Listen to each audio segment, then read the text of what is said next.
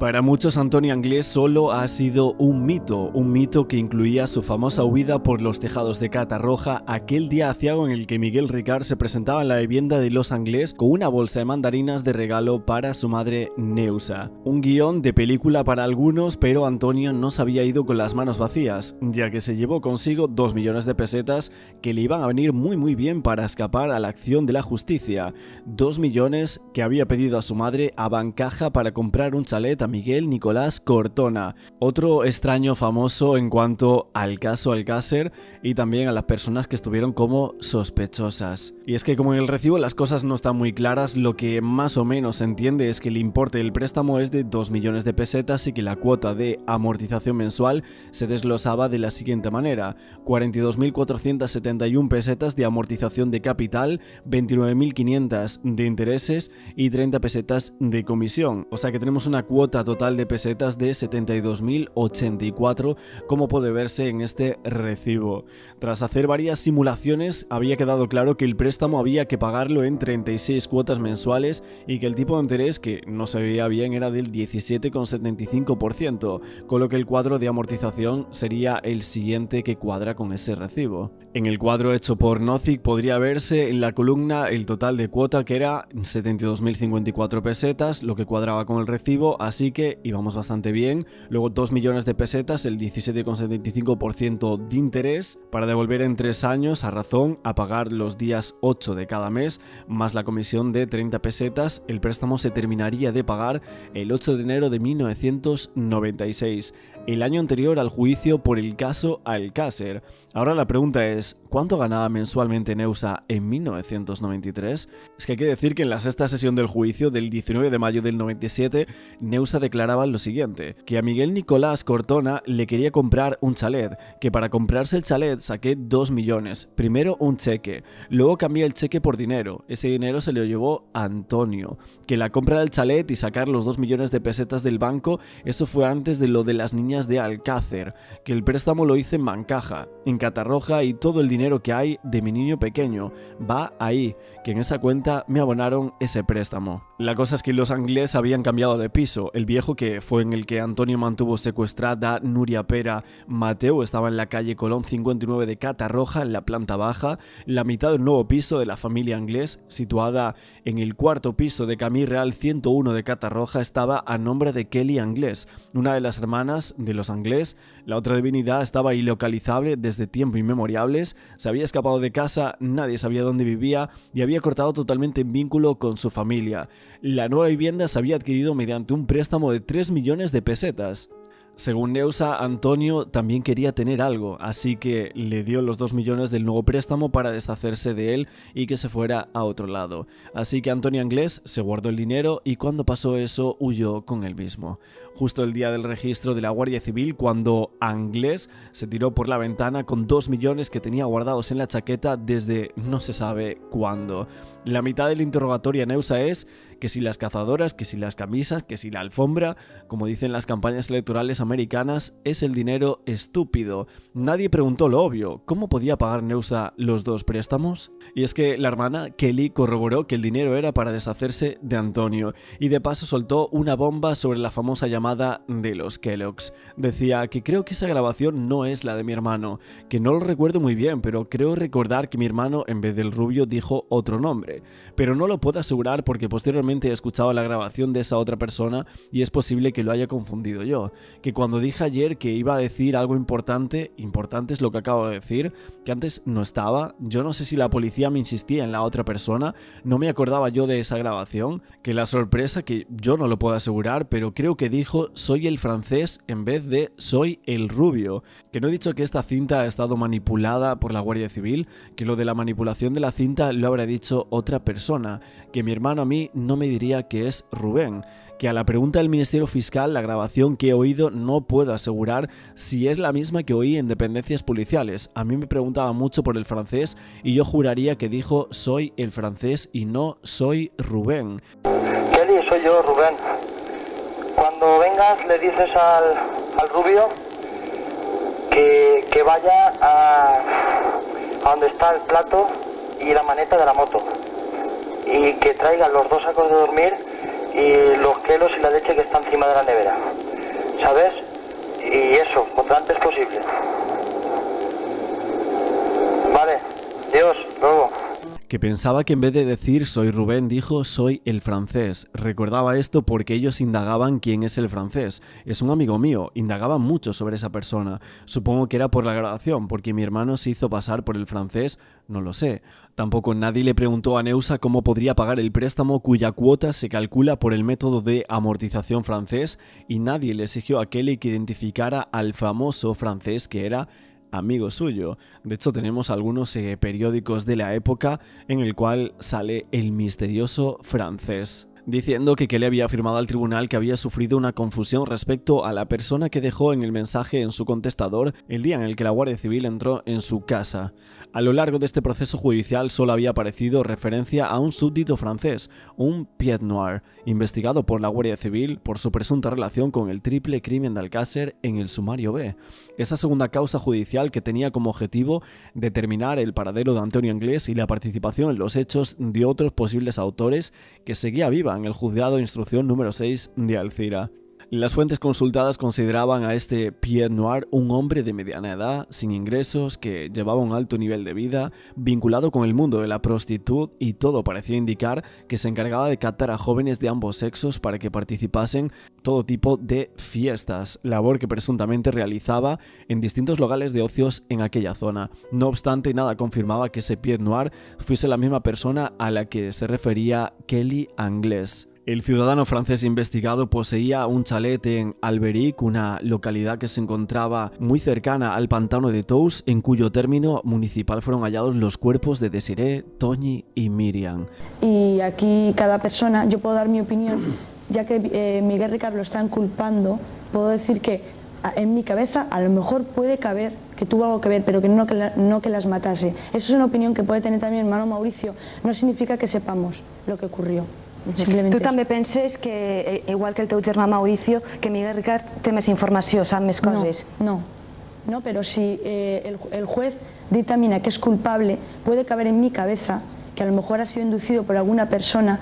Hasta ese nivel puedo aún más o menos creérmelo, pero que las matase no, es una opinión simplemente. I penses com el teu germà Mauri que el teu germà Antonio podia tindre amistats poderoses?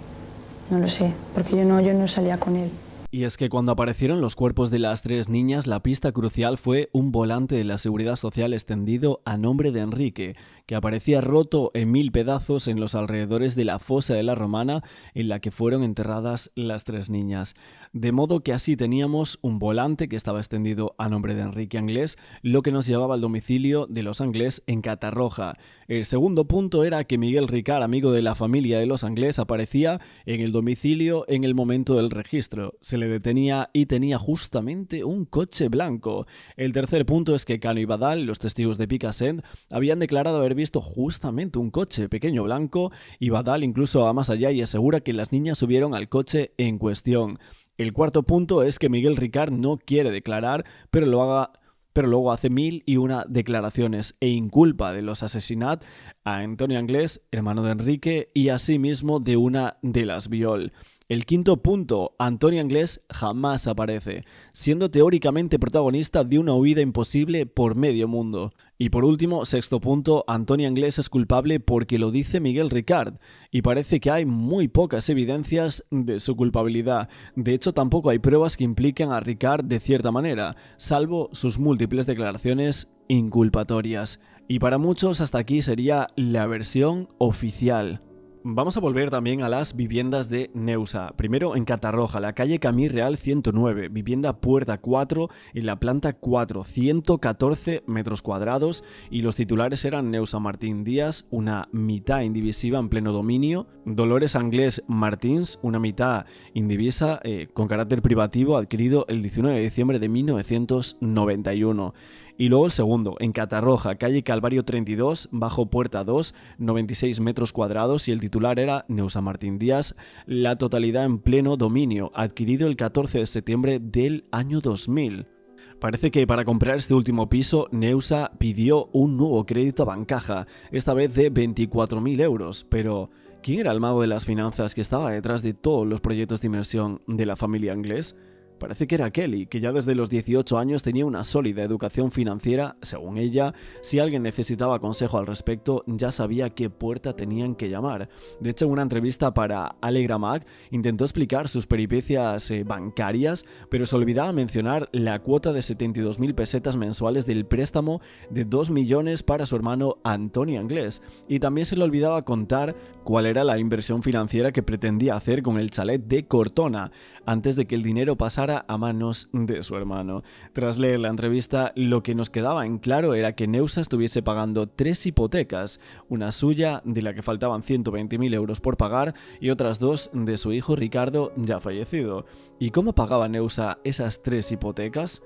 Porque los ingresos conocidos de la familia son los de la madre, de profesión matarife de pollos en Saconda, un matadero de Catarroja, donde ganaba unas 70.000 pesetas mensuales trabajando 14 horas diarias, y los de Ricardo Anglès Martins, que cobraba una pensión por invalidez de 40.000 pesetas mensuales originada por una escayola que había llevado durante 11 meses sin que nadie se preocupara de quitársela. Tan solo la cuota de amortización del préstamo a Antonio, esos 72.000, se comía por aquel entonces toda la nómina mensual de Neusa y algo más. Si tenemos en cuenta que también tenía que atender la cuota de amortización del préstamo de la vivienda de Camí Real, llegamos a la conclusión de que no le era posible pagarla. Pero esto no es lo más grave. Lo que hay que explicar es cómo es posible que Bancaja le autorizara el préstamo de los 2 millones cuando estaba pagando otro anterior de 3.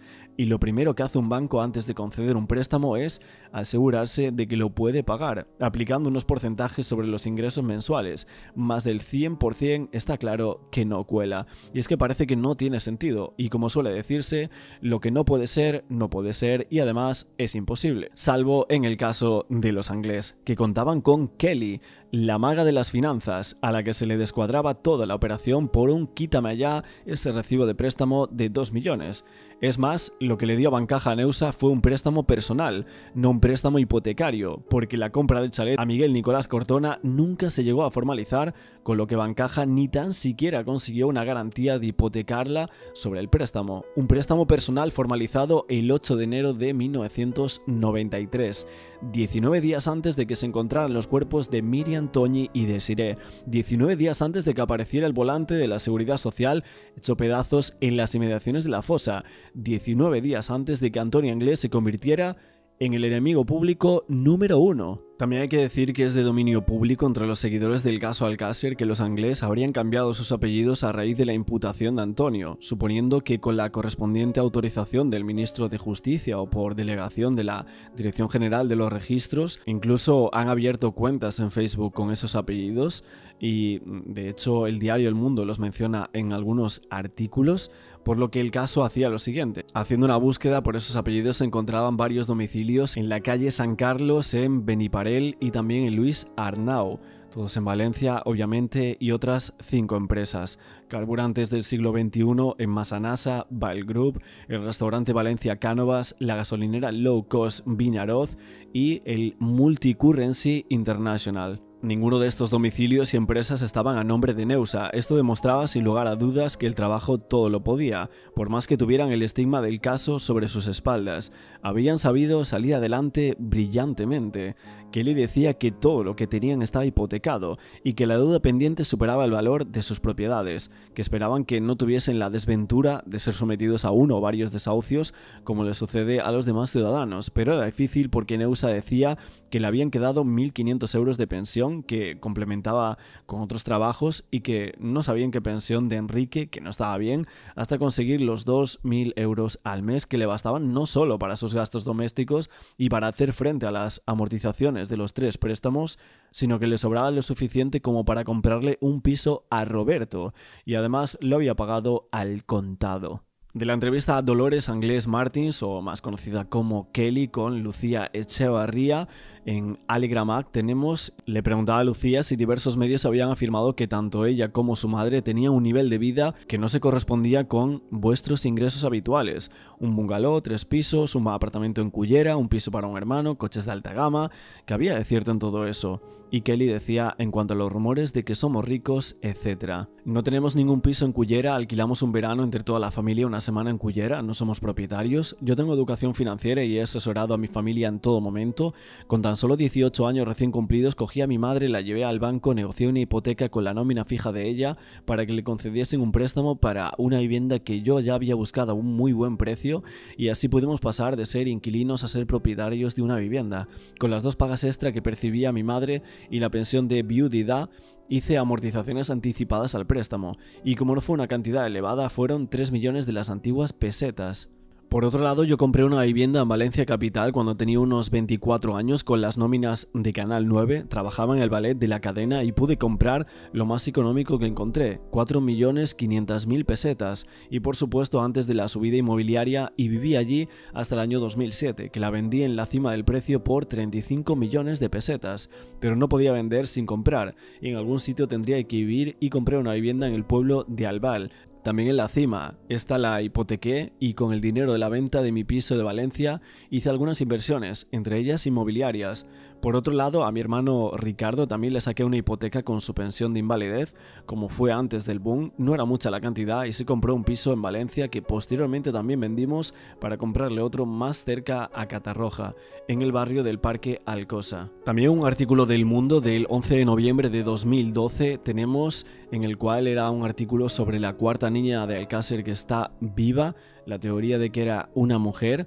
Le preguntaban a Neusa si tenía Antonio Anglés amigos poderosos y ella decía, y yo sé qué amigos tenía. Se sinceraba así, nacida en Brasil la progenitora, decía, yo entonces estaba viuda. Su marido, Enrique Anglés, alcohólico, había fallecido de cirrosis en el 89, tenía un montón de hijos a mi cargo y trabajaba toda la noche en el matadero de pollos, de Matarife.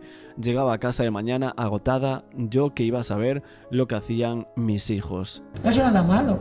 Se va a salir de la cárcel, Miguel llegar, llevar recogido aquí y se libera, querido. ¿Sí? O sea, Sí. que si sale de la cárcel tiene sus puertas abiertas. Lo tengo a las puertas abiertas para que entre aquí, duerma y que se coma lo que quiere, que haga lo que quiera. ¿Por qué? ¿Por qué? Yo te lo digo, ¿por qué? Porque él cuidaba de mi marido. ¿Está enterado? Cuidaba de mi marido, iba a trabajar y él cuidaba de mi marido. Que mi marido estaba enfermo en la cama. Hasta tengo mucho de eso que tiene mucha inteligencia él. ¿Sabe por qué?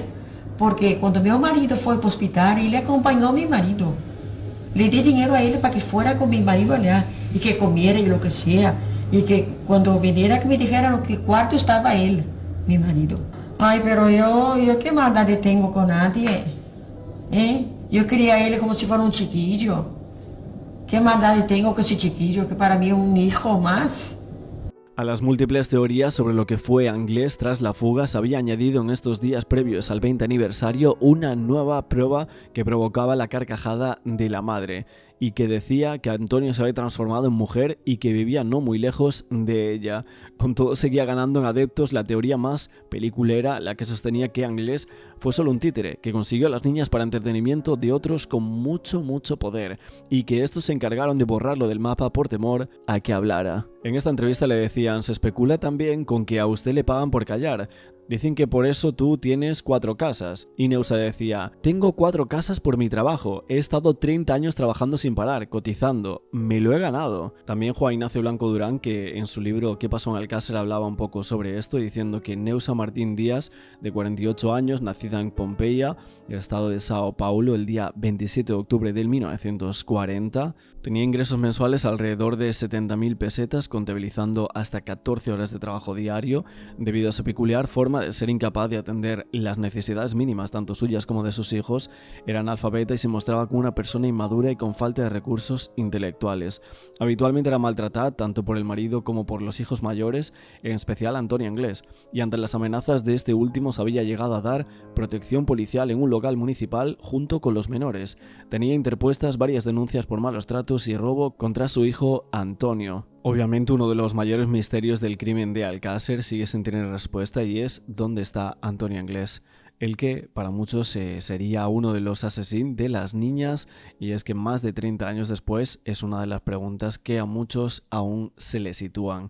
Aunque hay muchas otras, y obviamente en cuanto a la familia de Anglés estamos viendo que hay otras que ni siquiera se han comentado. ¿Quién era ese francés? ¿Era una persona que realmente investigaron? ¿Supuestamente pudo haber participado en los hechos? Se decía que ese ciudadano francés estaba investigado, que poseía un chalet en Alberic, una localidad que se encontraba próxima a la de Tous, que no tenía ingresos conocidos, aunque tanto él como su esposa vivían rodeados de grandes comodidades e incluso poseían otro chalet en Marbella, localidad a la que se habían trasladado frecuentemente. Y varios testigos incluso aseguraban que la habían visto en distintas ocasiones en la discoteca Color de Picassent. Todo parecía indicar que esta persona, a la que se consideraba vinculada al mundo de la prostitución, se encargaba de captar a jóvenes de ambos sexos. Nos preguntamos el qué pasó con esta investigación, porque parecía que iba bien encaminada. ¿La habían frenado? ¿Quién o quiénes asistían a estas fiestas? ¿A cambio de qué? ¿Los jóvenes que asistían a las fiestas iban siempre por voluntad propia?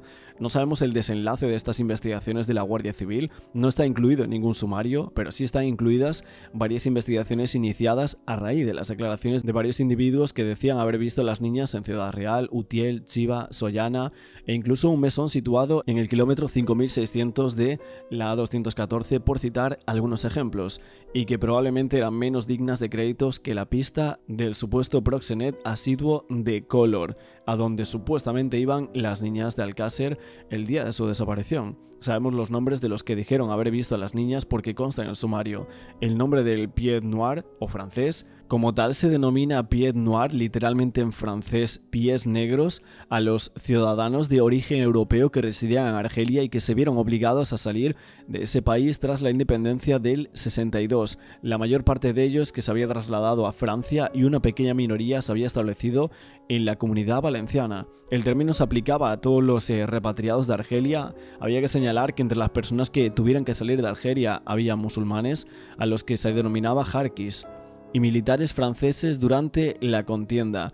Entre los no musulmanes se incluía tanto aquellos de origen europeo como los pertenecientes a la comunidad judía local de origen mayoritariamente sefardí. Tenemos también la manifestación del menor Joaquín Mauricio Anglés Martins a presencia de su madre Neusa y la del abogado que le asiste, doña María Petra Armero, y en este caso, en una de las declaraciones del Mauri del 23 de febrero del 93, preguntado para que dijese si sabía dónde podía encontrarse su hermano Antonio, decía que no, que después de ir a detenerle al domicilio recibió una llamada telefónica en su casa diciendo: soy francés, ven a verme a casa de los gitanos a Villamarchante, que se fue a Villamarchante pero que cuando llegó allí ya había estado la Guardia Civil y su hermano ya había ido o no se presentó. ¿Usted cree que Miguel Ricard ha intervenido en los hechos de la muerte y asesinato? Yo creo que sabe algo. No creo que eso, tantas cosas que dicen, lo que hicieron con todas las chavalas y todo lo que hicieron, creo en lo que conozco a Miguel Ricard, creo que no. Que él no es, a lo mejor inducido por otra persona. ¿Y por qué cree usted que sabe algo? ¿Que por qué creo yo que sabe algo? Dice usted, no ha intervenido, pero creo que sabe algo. Y yo le pregunto, ¿por qué cree, si lo puede motivar? No sé, en mi opinión. Bueno, si yo le pregunto, en mi opinión, es su opinión. Bien. Porque desde un principio se ha visto que me ha mentido mucho. En la fiscalía se siguió un expediente muy largo y que aparecieron y se analizaron pelos de usted que habían en los coches. O sea, que habían indicios contra usted, no sí. Solamente la afirmación de Ricard. ¿Esto le consta a usted o no le consta a usted? Sí que me consta. Pero voy a dejar muy claro que si usted sube a un coche, puede dejar cualquier pelo suyo. Por supuesto, pero mi pregunta concreta otra vez, es una tontería. ¿Dónde estaba usted el día 13 de noviembre de 1992? ¿Ese qué día es? El día que desaparecieron las niñas de Alcácer. Pues no sé, drogándome o robando por ahí, no sé. No me puedo acordar cómo... ¿Y el día antes? Tampoco me acuerdo. ¿Y el día de después? ¿Usted recuerda hace 4 años y medio? No, yo le estoy preguntando a usted con la venia del tribunal. Yo no lo recuerdo, no recuerdo. En otra declaración del 4 de julio de 1997, el letrado de la acusación particular, Santiago Ibáñez Gómez, juramentado y advertido legalmente, declara: esta persona, que era el capitán de la Unidad Orgánica de Policía Judicial de la 311 Comandancia de Valencia, que tenía facultades como tal mando, mandaba en la unidad orgánica de la Policía Judicial, decía que respecto a ese señor constaba en el sumario intervenciones telefónicas autorizadas del novio de Kelly, que seguramente firmaría el auto de petición, pero solía firmar casi todos porque era el responsable de la unidad y pensaba que aquellos días se decidió intervenir su teléfono porque se podía dirigir a Antonio Anglés, al novio de Kelly, que el francés había salido mucho, pero a nosotros desde el principio nos constaba soy Rubén, el francés había sido a posteriori. Kelly, soy Rubén, dile al rubio. Es lo que se ha manejado desde el principio, que la transcripción que se refiere al francés no la conozco, que se hicieron gestiones para averiguar quién podía ser el francés, pero no lo pudimos averiguar, que creo que tuvimos el conocimiento porque era un amigo de Kelly, que no recuerdo que indagáramos nada sobre un argelino que fuera francés con residencia en Argelia, que fuese francés. Es que hay que decir que hubo 3 personas que acudieron a los platós con asiduidad de la familia Anglés para sembrar muchísimas más dudas sobre el crimen y retorcer el hilo del caso todavía más a cambio de cantidades indecentes de dinero, algo que aún a día de hoy se sigue viendo y que obviamente es muy polémico. Entre otras muchas polémicas, los hermanos del criminal se dedicaron a mantener viva esa teoría que sembraban otros y con la que estrujaban el corazón. Tenían aún muchas teorías. El periodista Juan Oleaque hizo para el libro Alcácer desde las tinieblas un crudo retrato de la familia del asesino más buscado de España. Buen conocedor de la familia según él, desde la adolescencia de los hijos, dedicaba unas interesantes palabras a Enrique Anglés, uno de los hermanos más polémicos del caso. Su nombre estuvo vinculado con el crimen porque aparecía desde el principio ese volante médico descubierto. Enrique fuera detenido y la policía entonces descubría su retraso cognitivo y su inocencia dentro de los hechos, a pesar de que él mismo aseguraba en uno de sus habituales delirios haber acabado con las niñas porque había estado con ellas en una discoteca y éstas habían negado a tener relaciones con él. Oleaque decía sobre Enrique que dentro de sus limitaciones a veces tenía momentos de lucidez y que a día de hoy vivía con su madre y parecía haberse vuelto muy violento, pero Neusa nunca quiso que Enrique ingresara en un psiquiátrico como sí ocurrió con otro de sus hijos. Junto a ellos que vivía Roberto, otro de los hermanos, enganchado a las sustancias y en fase de no recuperación en su momento. Kelly, el seudónimo tras el que vivía y seguía viviendo Dolores, fue uno de los rostros de la familia más populares por esa extravagancia y sus polémicas apariciones en tele. Siempre oculta tras una peluca rubia y esas gafas de sol, y según su versión, su hermano al que acusó de maltratarla había fallecido. Y es que la vida de Kelly, como la de toda su familia, cambió por ser la hermana de Antonio Anglés. Perdió su trabajo y aprovechó todo el dinero que ganó en televisión para irse a Las Vegas, donde decían que había trabajado como artista de cabaret. Una de sus últimas apariciones en televisión fue en el año 2012, cuando apareció en el talent show de Telecinco Tú sí que vales, y protagonizaba un momentazo televisivo al recibir la dura crítica de Risto Mejide, diciendo «Has hecho el más grande de todos los ridículos». Y otro polémico nombre alrededor del caso era el de Mauricio Anglés, con el que se especuló como posible partícipe en el triple crimen. Miguel Ricard chantajeó a la familia en su momento para tener un careo con el joven desde la cárcel, pero finalmente el joven no llegó a ser imputado por los hechos, aunque duramente todos estos años las dudas sobre su vinculación han persistido. Lo cierto es que en lo económico la familia Anglés, que ahora utilizaba el apellido de la madre Martins, les había ido muy bien. En este sentido, Mauricio destacaba por gerencia de restaurantes, titularidad de otras empresas y gasolineras, pero esto no hizo estar exento de algunas polémicas, como la de que acusaron de extorsionar y agredir y retener durante horas a un empresario. Al margen un poco de los medios, estas son algunas de las cosas que rodean a la familia Anglés y por supuesto muchas de las dudas. ¿Quién era ese francés? Realmente no existía la voz de... Y es que, como os digo, hay demasiadas dudas en cuanto a la familia Anglés. ¿Por qué aparecieron de esa forma? ¿Era cierto todo lo que se contaba sobre ellos? ¿De dónde salía todo ese dinero? Las 3 niñas de Alcácer se dirigían a una fiesta escolar en una discoteca. En esta gasolinera se perdió su pista. Durante 75 días, el pueblo entero se movilizó para buscarlas. Las esperanzas de encontrarlas sanas y salvas quedó malograda cuando un apicultor descubrió, por casualidad, el lugar donde habían sido enterradas. Las pistas conducen a 2 nombres, Miguel Ricard y Antonio Anglés. Ricard ha complicado su cierre, dando distintas versiones de lo sucedido. La suerte que ha corrido Antonio Anglés es un misterio. Sueño que ha sido todo un sueño. Me da igual todo. Lo que pasa es que tenemos que ser fuertes.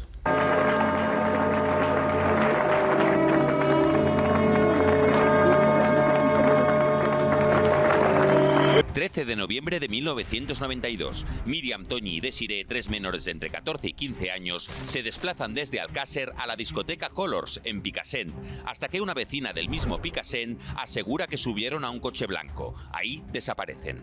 2 meses después aparecen los cuerpos a unos 30 kilómetros del punto de desaparición. Habían sido brutalmente torturadas y asesinadas. A veces he dicho que a lo mejor son las niñas, ¿no?, lo que están dándome esa fuerza desde el cielo.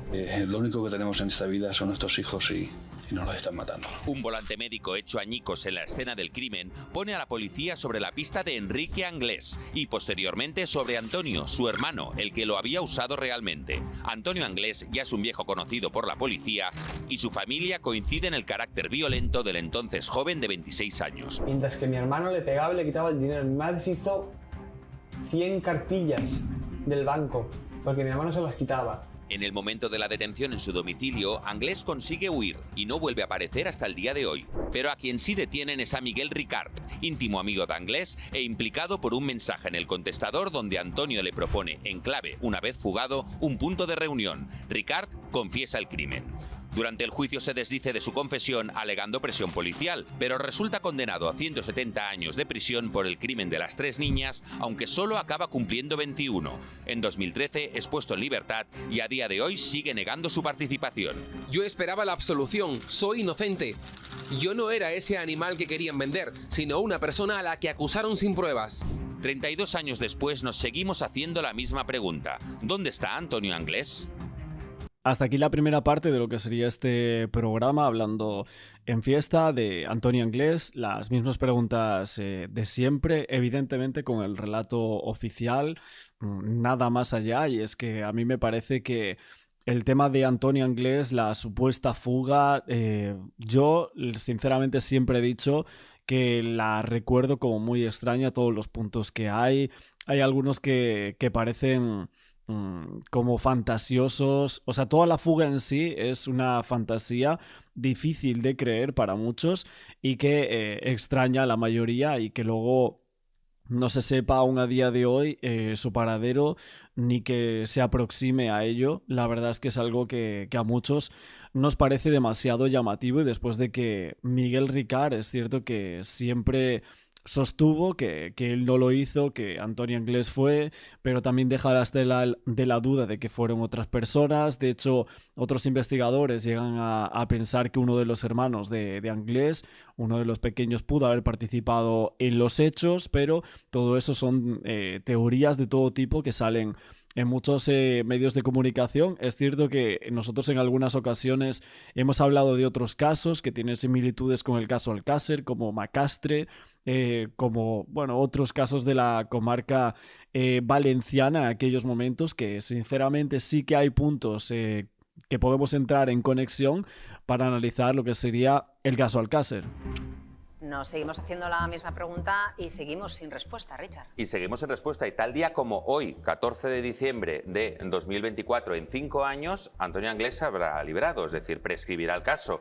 ¿Por qué prescribe tan tarde? Porque bueno, el asesinato tuvo lugar en 2013, tardan 20 años en prescribir, tendría que ser, perdón, en 93 tendría eso que te iba ser... a decir, 2013 no. 2013 es cuando prescribiría. Pero en 2009, la familia de Antonio Anglés está muy vigilada, pues la policía, notó como unas llamadas extrañas de uno de los miembros de la familia, en este caso la hermana de Antonio Anglés, Kelly, a Estados Unidos, a Las Vegas. Entonces hicieron una especie de, un estudio, nos hicieron esto para ver si podría ser Antonio o no, y en realidad pues luego... Y ahí se le da más tiempo a la investigación, claro, a partir de ahí, prescribe y se reabre más. Y se reabre, como esto fue en 2009, pues entonces dan 20 años más y acaba siendo 2029, es decir, tenemos 5 años. Pues ojalá Claro, que aparezca esta persona que ha causado tantísimo daño y que esos padres siguen sin encontrar la paz, claro. Sí, y en cualquier caso prescriben el 29, pero es que ahora se siguen analizando a través del ADN, como eso sí que esa técnica ha cambiado tanto, se recogen las evidencias que ya se habían recogido en su momento, o sea, las pruebas, y se analizan con las nuevas técnicas. Entonces, basta que haya alguna cosa que llame un poquito la atención para que rompa este silencio, digamos, y volvamos otra vez a hacer... Así como Así como hubo algo en 2009 que hizo que el contador se pusiera a cero, a lo mejor en estos 5 años pues encuentran Surge algo. algo que pueda volver a... Claro, pero este caso lo hemos llevado y lo seguimos llevando en nuestro corazón. Éramos unos niños, tú no habías nacido, pero nos impactó muchísimo. Y las veces y las hipótesis que hemos escuchado, Richard, sobre el paradero de Antonio Anglés. Saber cómo el barco se va hacia Dublín.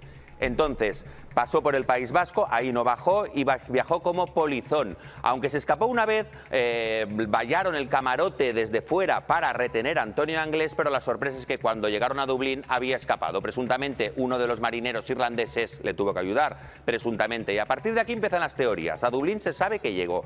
La primera de ellas es que se quedara en Dublín. Es decir, hay una teoría que dice eso, al menos temporalmente, porque días después desapareció una chica en el mismo Dublín, es decir, días después de que Antonio Anglés llegara, y podría haber tenido algo que ver, y se estudió, de hecho, si tenía algo que ver. La chica no apareció y nunca se llegó a ninguna conclusión. La teoría 2 es que Antonio Anglés, que venía de familia brasileña, su madre Neusa lo era y él de hecho nació allí, así que su objetivo podía ser viajar a Latinoamérica hasta Brasil, donde aún tiene familiares. Estos nunca han querido colaborar demasiado con la policía ni con los periodistas. Desde Brasil la policía siguió pistas para buscarlo en República Dominicana, en México, en Uruguay y en Argentina. Estos países también se ha buscado a Antonio Anglés. Y nos quedamos con México porque la siguiente pista viene de lo que hemos dicho antes, de que podría haber ido a Estados Unidos, concretamente a Las Vegas, donde Kelly tenía negocios, que es la llamada que investigó la policía. Entonces en Las Vegas también se vio que no encontraron absolutamente nada. Esa diligencia hizo que se ampliara el plazo para encontrarlo.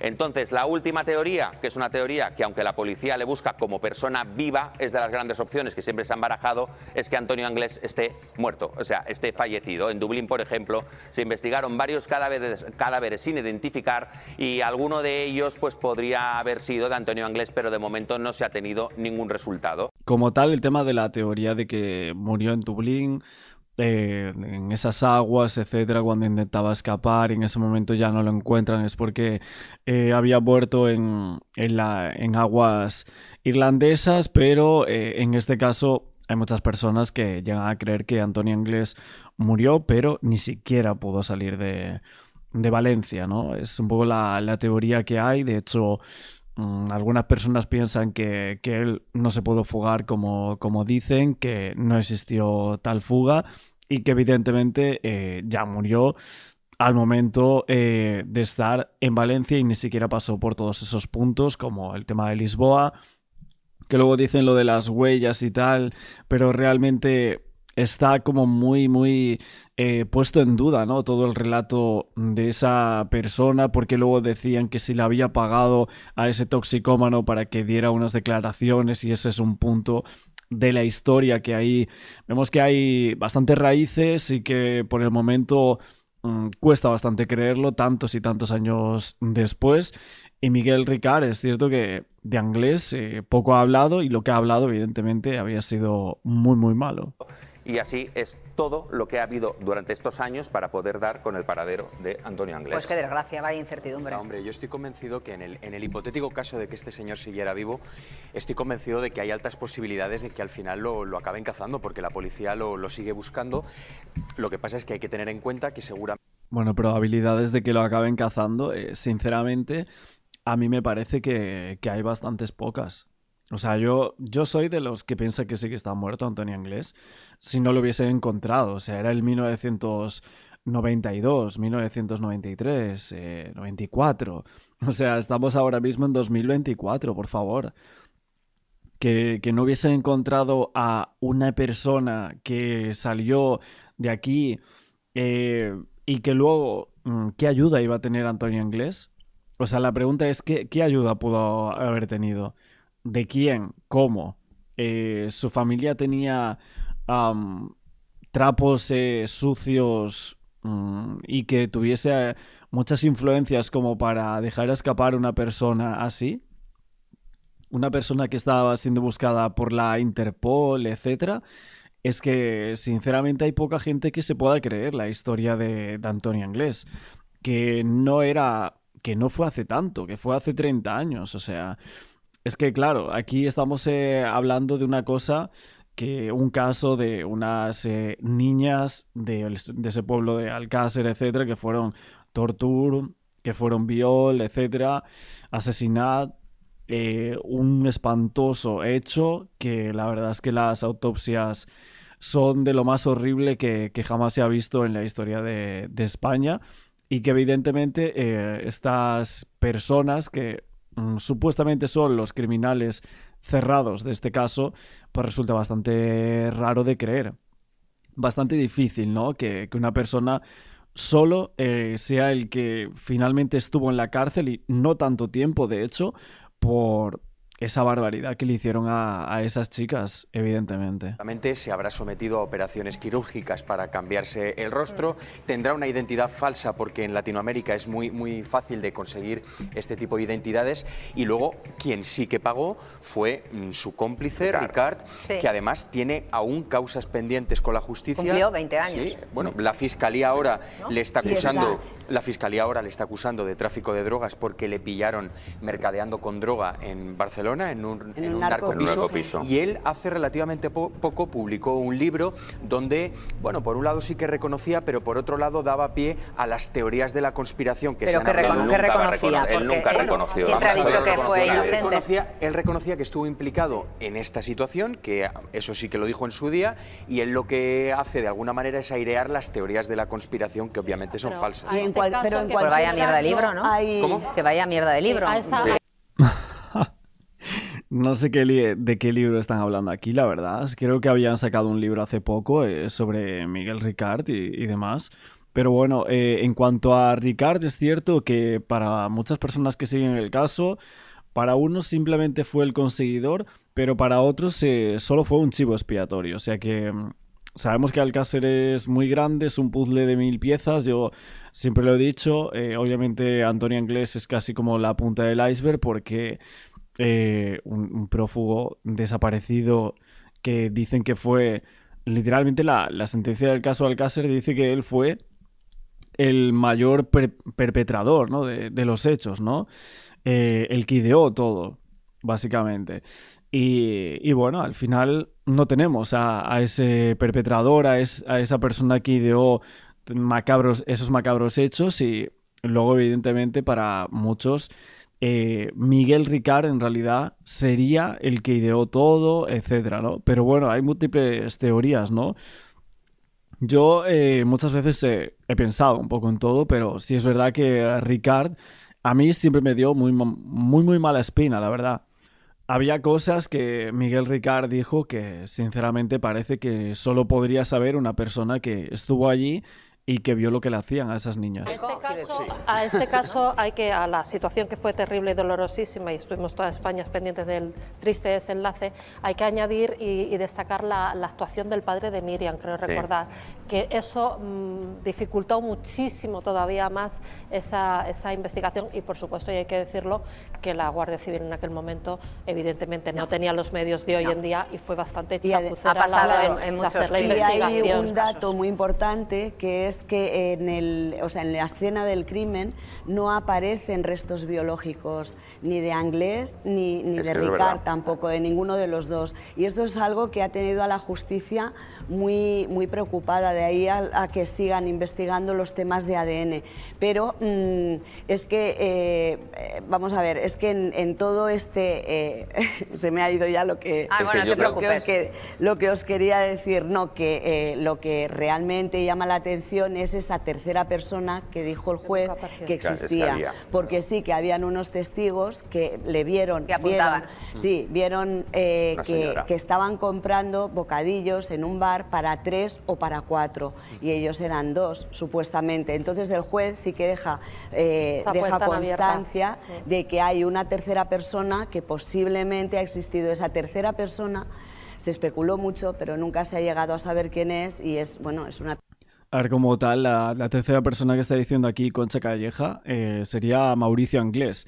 Supuestamente esto, vamos a decir, fue algo que se especuló mucho, más que nada porque en alguno de los testimonios de la mujer del bar, ¿no? Que era el bar Parador, que luego años antes había sucedido lo de Macastre, y también tiene unos paralelismos bastante grandes con ese caso, que a mí siempre me llamó la atención, el mismo bar, que que fueron los chicos de Macastre. Luego lo tenemos en el mismo caso Alcácer. Y bueno, las similitudes que hay con el caso Macastre, que si no las sabéis y tal, lo tenéis también en otros vídeos que hemos sacado, que sinceramente dan bastantes escalofríos. De hecho, siempre se pensó que algunas personas habían participado en los dos casos.